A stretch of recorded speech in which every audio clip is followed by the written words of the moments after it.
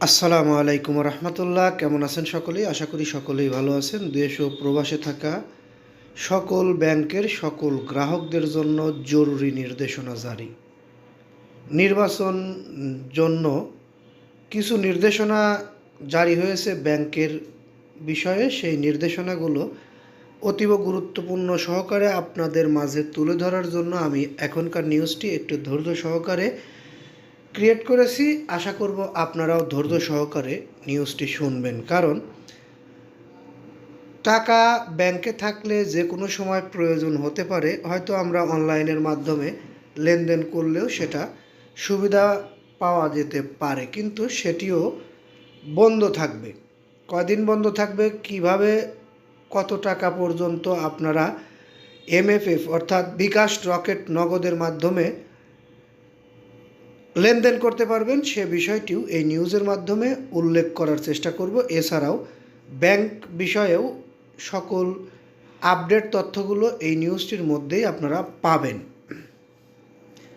আসন্ন জাতীয় নির্বাচনে টাকার অপব্যবহার রোধে মোবাইল ব্যাংকিং সেবা এমএফএস ও ইন্টারনেট ব্যাংকিং সেবা সীমিত হচ্ছে। এই সিদ্ধান্ত আজ রাত 12টা থেকে কার্যকর হবে। 12 ফেব্রুয়ারি নির্বাচনের দিন রাত 11:59 পর্যন্ত এসব সেবা সীমিত থাকবে। বাংলাদেশ ব্যাংক আজ এই সিদ্ধান্ত জানিয়েছে। বাংলাদেশ ব্যাংকের এই সিদ্ধান্তের ফলে বিকাশ রকেট ও নগদের মতো এমএফএস প্রতিষ্ঠানের গ্রাহকেরা প্রতিবার সর্বোচ্চ 1000 টাকা পাঠাতে পারবে। এভাবে দৈনিক লেনদেন করা যাবে সর্বোচ্চ 10,000 টাকা। এছাড়া ইন্টারনেট ব্যাংকিং সহ বিভিন্ন ব্যাংকের অ্যাপস সেবা ব্যবহার করে একে অপরকে টাকা পাঠানোর সেবা বন্ধ থাকবে। আসন্ন ত্রয়োদশ জাতীয় সংসদ নির্বাচন সামনে রেখে এই সকল ইন্টারনেট সেবা এবং এমএফএস অর্থাৎ বিকাশ নগদ রকেট ব্যাংকিং সেবা এই বিধিনিষেধের আরোপ করা হয়েছে। কেন্দ্রীয় ব্যাংক এ সংক্রান্ত প্রজ্ঞাপনে বলা হয়েছে, আসন্ন ত্রয়োদশ জাতীয় সংসদ নির্বাচনে এমএফএস ও ন্যাশনাল পেমেন্ট ইস্যু